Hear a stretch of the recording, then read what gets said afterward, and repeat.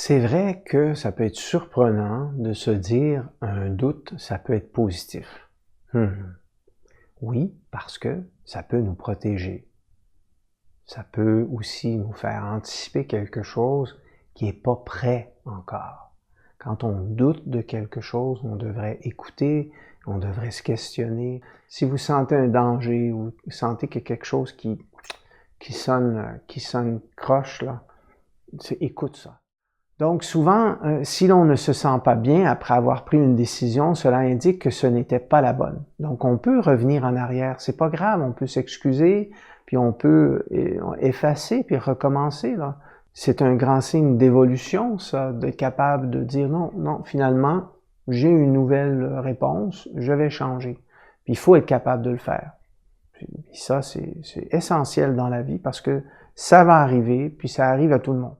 C'est correct d'avoir des doutes de temps en temps, c'est absolument normal, mais quand on en a trop, là, il faut revenir aux petites décisions pour reprendre confiance en soi, parce que là, on n'est même plus capable de choisir des choses évidentes. La peur de l'inconnu ou de mal faire, ça aussi, ça crée des doutes, hein, ça crée de l'indécision, du mélange, hein, et c'est parce qu'on ne connaît pas encore quelque chose assez suffisamment. C'est pour ça que quand on rentre autant dans une relation, quand on débute quelque chose de nouveau, on ne garde pas ça juste pour soi-même. Va demander de l'aide, va questionner, pense avec les autres. Fais-toi un groupe d'amis ou même avec tes parents, une confiance, des gens, tu dis, voilà, ça c'est mes mentors, ou ça c'est des gens que j'ai confiance en eux, en leur capacité d'évaluer ou de discerner quelque chose. Puis ça, c'est très important. Hein? Puis d'avoir peur de l'inconnu, c'est juste parce qu'on ne connaît pas. Fait que si tu restes tout seul avec ta peur, tu vas la grossir, puis ça va devenir un gros nuage. Puis des fois, c'est peut-être pas si compliqué que ça. Si l'on doute trop aussi de nos capacités, dons et talents, on peut passer à côté d'occasions extraordinaires où ces qualités auraient pu aider d'autres personnes. Donc, c'est donc important de bien utiliser nos dons et talents, de les consacrer, car sinon, on risque éventuellement de les perdre. C'est vrai, ça.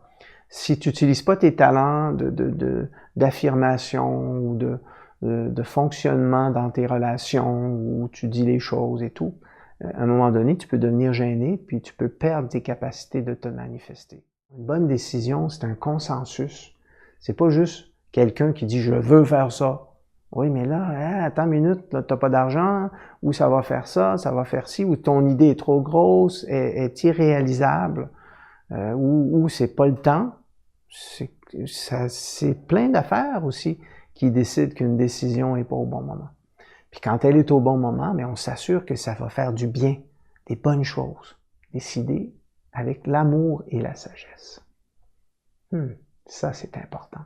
Parce que c'est quoi le but de la vie? C'est développer des qualités, des vertus. Donc, décider pourquoi? Pour s'améliorer, pour vivre des belles expériences, pour être juste aussi. Ça, c'est important.